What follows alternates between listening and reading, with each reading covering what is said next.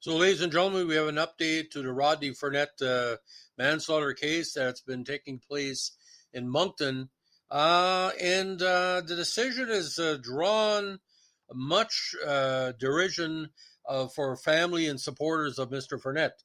Now, according to CBC, a man accused in death of casino manager gets okay to work in BC.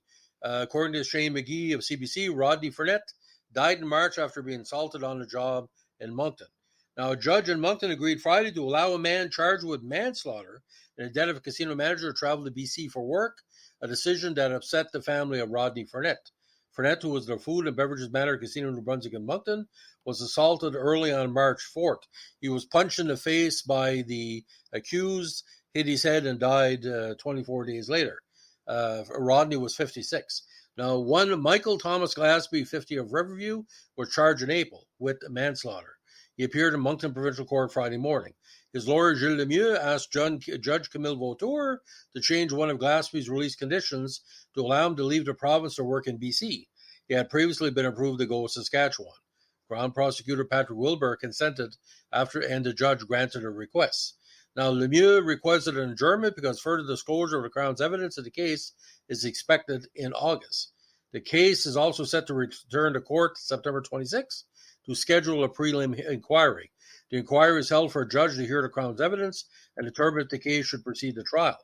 Now, Frenette's sister Connie and his daughter Crystal told reporters outside the courthouse they were disappointed in a change in Glaspy's release conditions.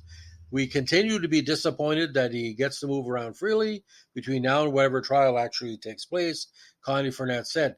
The trial itself may not start until 2025. Now, Glaspy is elected to be tried by judge and jury in Court of King's Bench. Data from the province shows it can take up to 18 months to put together a jury trial lasting more than 10 days in Moncton. A jury trial of 6 to 10 days can take 14 months to be booked. So for us, it's going to mean a couple of years before we get an actual closure in the case, Connie Frenette said about the choice of a jury trial.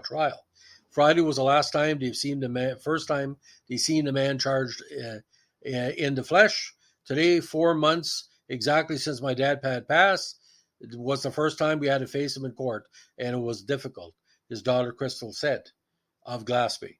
I knew there was a good chance he was going to be there, but I didn't expect the heart-wrenching feeling that I had when I turned around. And that was, I think I speak for all of us, difficult for us to have to face that moment, but we're taking it one court date at a time. Now, Connie said that we'll continue to attend the court appearances and advocate for her brother, who she described as a quiet, non-confrontational family man who managed a restaurant. The family has said they are thankful for Frenette's colleagues who have been supportive. Glaspy said nothing has left the courthouse. His lawyer declined to comment. Now, I went to school with Rodney. I went to school with a lot of Frenettes at our alma mater, DRHS. Rodney was a very kind and industrious and a very cerebral guy. He was your typical North Shore hardworking person. There's many of us up home. Rodney's era of DRHS had a lot of success. I'm talking the 1980s, where people from DRHS, with the great training from the teachers there in the academic and industrial program, we've gone far, and we're very proud of Rodney and extended Frenette family. The Frenette family is pretty big in the North Shore. There's some in the Jacket River region, some in Dalhousie, Point Lenim, towards Campbellton. The Frenettes have a reputation of being good business people, good workers, good family people.